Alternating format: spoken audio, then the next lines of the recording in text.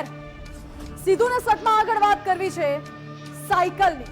એક ગીત છે સાયકલ સાયકલ મારી સોનાની સાયકલ, પરંતુ ગુજરાતમાં તો એવું કહે કે સાયકલ સાયકલ અમારી કાટ ખાતી સાયકલો। જી હા, ગુજરાતમાં કેટલી બધી એવી સાયકલો પડી છે શાળા પ્રવેશોત્સવની જે હજુ પણ વિતરણ કરવાની બાકી છે અને ના કોઈને વિતરણ કરવામાં રસ છે, પરંતુ ગુજરાત ફર્સ્ટે આનો અહેવાલ દર્શાવ્યો હતો।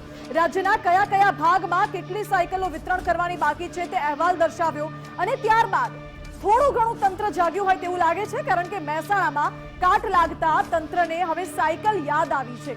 વર્ષ 2023ની શાળા પ્રવેશોત્સવની સાયકલોનું વિતરણ શરૂ કરવામાં આવ્યું છે। જી હા, 1.5 વર્ષ થઈ ગયું પછી તંત્રને યાદ આવ્યું કે આ સાયકલો તો કાટ ખાઈ ગઈ છે, તેમાં હવા નથી, કલર ઉખડી ગયો છે અને તેનું વિતરણ બાકી છે। ન્યૂઝમાં પણ આવી ગયું એટલે હવે તો વિતરણ કરવું જ પડશે, એટલે તંત્ર કામે લાગ્યું અને વિતરણની કામગીરી શરૂ કરવામાં આવી।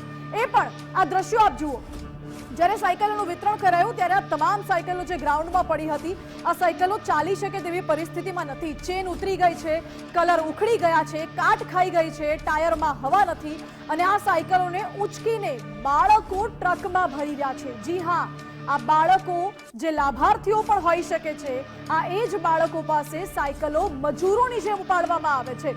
શું તમે મજૂરો પણ નથી રાખી શકતા અને શું તમે બાળકોને મજૂર સમજો છો? એ પ્રકારના દ્રશ્યો અહીં સામે આવ્યા છે। 2024નું વર્ષ પૂરું થવા આવ્યું ત્યારે હવે સાયકલોનું વિતરણ શરૂ કરવામાં આવ્યું છે। આ દ્રશ્ય છે ઉનાવાની સર્વોદય સ્કૂલ માટે વિદ્યાર્થીઓ સાયકલ ભરવા આવ્યા હોય ત્યારના। શાળાના વિદ્યાર્થીઓ પાસે મજૂરની જેમ ટ્રકમાં સાયકલો ભરાવવામાં આવે છે। સમાજ કલ્યાણ પછાત વર્ગને ખાસ જે છે સહાય રૂપે સાયકલ જે છે આપવામાં આવતી હોય છે। આ સાયકલ જે છે 2023 જે શાળા પ્રવેશોત્સવ હતો તે સમયની આ સાયકલો જે છે હજુ પણ અહીંયા ધૂળ ખાઈ રહી છે। ત્યારે ખાસ વાત કરીએ તો અગાઉ પણ ગુજરાત ફર્સ્ટે એક અહેવાલ પ્રસિદ્ધ કર્યો હતો અને ખાસ બતાવ્યું હતું કે આ સાયકલો જે છે ધૂળ ખાઈ રહી છે। ત્યારે ખાસ સમાજ કલ્યાણ અધિકારી જે છે એમના દ્વારા એવું જણાવવામાં આવી રહ્યું હતું કે આ સાયકલો જે છે અમારી છે નહીં, આ સાયકલો જે છે એ જે તે કોન્ટ્રાક્ટરની છે, એટલે કે કંઈ પણ થશે તો એ જવાબદારી અમારી નથી। પરંતુ ખાસ હવે અહીંયા એવો ઘાટ સર્જાયો છે કે અહીંયા ખાસ જે છે સાયકલોને જે ખરાબ પરિસ્થિતિ હતી તેના ઉપર કલર કરી અને નવી જે છે કરી અને ફરીથી એને જે 2023ની સાલની સાયકલો, એટલે કે કહી શકાય કે જે લાભાર્થી હશે એ લાભાર્થી એનો પ્રવેશ જે છે મેળવ્યો છે ધોરણ 9માં, તો ધોરણ 10માં પહોંચી ગયો છે, 10માં મેળવ્યો છે તો 11માં પહોંચી ગયો છે।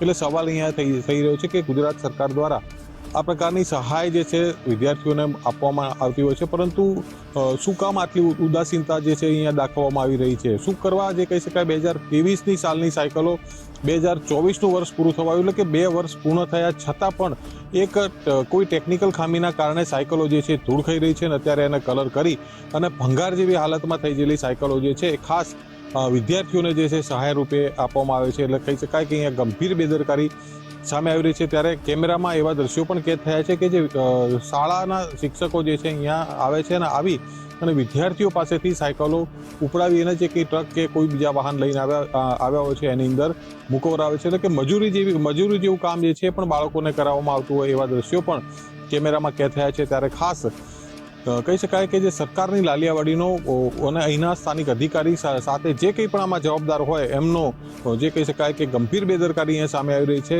લાભાર્થીઓને જે સમયસર લાભ મળવો જોઈએ એ લાભ મળ્યો નથી અને સાયકલો અહીંયા ભંગાર હાલતમાં થઈ ગઈ છે અને હવે એનું જે છે વિતરણ કલર કરી અને જે તે શાળામાં પહોંચાડવામાં આવી રહી છે। ત્યારે સવાલ એ થઈ રહ્યો છે કે જે તે વિદ્યાર્થીઓને હવે કેવી રીતે એનું સીમાંકન કરી અને કેવી રીતે સાયકલો જે છે આપવામાં આવશે।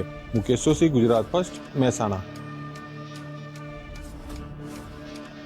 તો જોયું આપણે આ સાયકલો સરસ્વતી સાધના યોજનાની હતી જે લાભાર્થીઓને આપવાની હતી, વિદ્યાર્થીઓ માટે હતી, પરંતુ તે સાયકલો વિતરણ કરવાની જગ્યાએ એમને મૂકી દેવામાં આવી અને અત્યારે કાટ ખાઈ ગઈ છે।